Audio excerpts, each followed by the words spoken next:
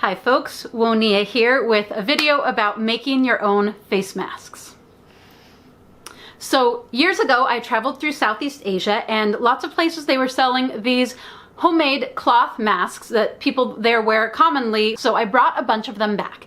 I'm so glad now that I did. They also meant that I have a lovely pattern for making your own face masks easily out of whatever cloth you might have around.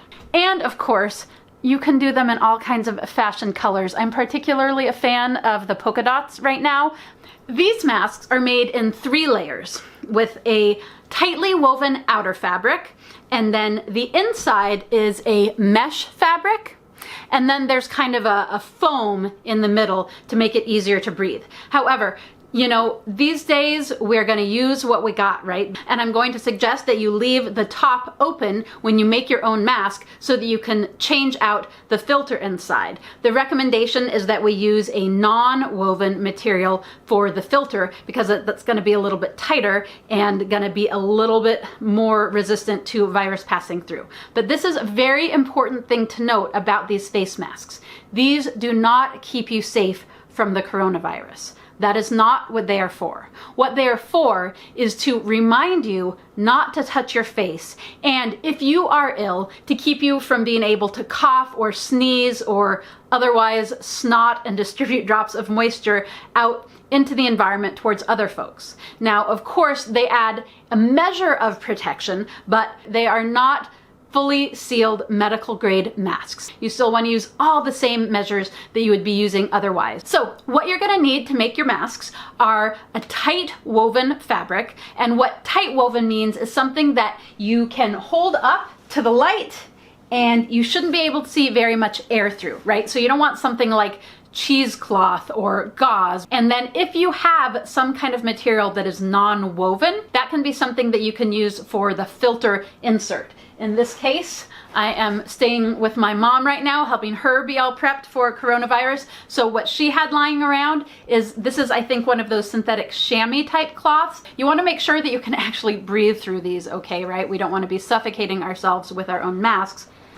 And then of course the thread for putting them together, and then something elastic. So ideally the flat elastic that you can buy at a fabric store, or else a round elastic. If you don't have either of those, you can use rubber bands, or if you have to, you can pull apart, you know, the band on your sweatpants or bras or underwear and use the elastic there, right? These are times for getting creative and using what we've got. So these are something that is a small project that is really pretty easy to sew by hand, but will go, of course, much faster if you have a sewing machine. So either way, but don't not make them for lack of a sewing machine. And then we've got our pattern.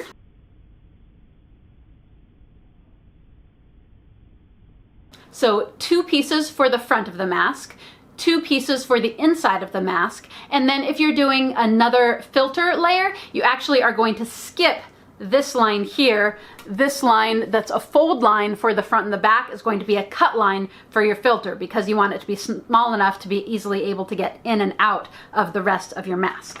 So ideally, you're going to want to use a natural material, cotton or linen. If it's organic, all the better. But again, you know, we're going to use what we've got. So in order to cut my pattern pieces, I'm going to double up my cloth so that I'm cutting 2 at once, and then just fitting my pattern on there and tracing around it, and then I'm going to cut them out.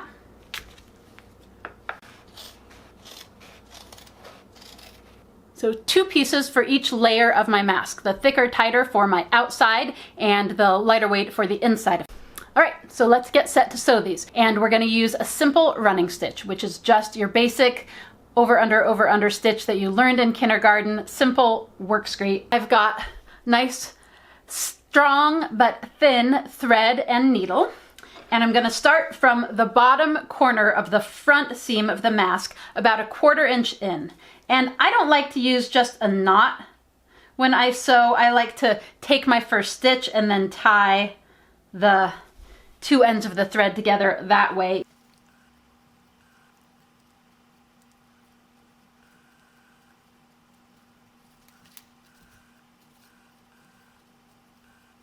Okay, So now I've got one seam line sewn, and now I want to just make sure that this is even tighter by sewing a second seam line. To do that, I'm going to open it up and I'm going to lay the flap to one side and stitch it down.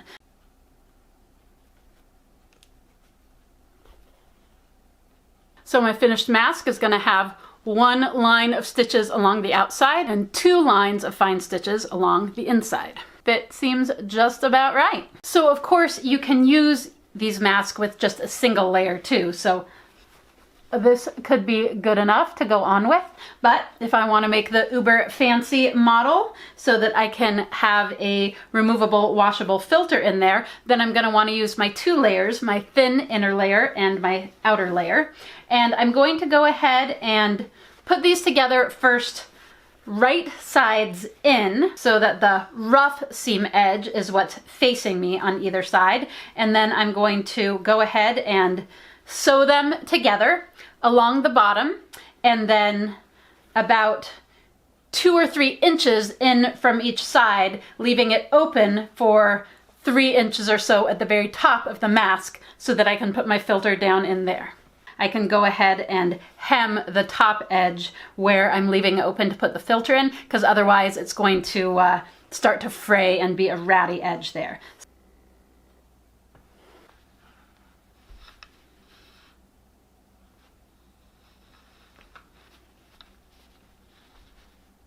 All right, now it is all sewn together with a nice little gap at the top and the edges of my gap hemmed. Now I can turn it back to right side out.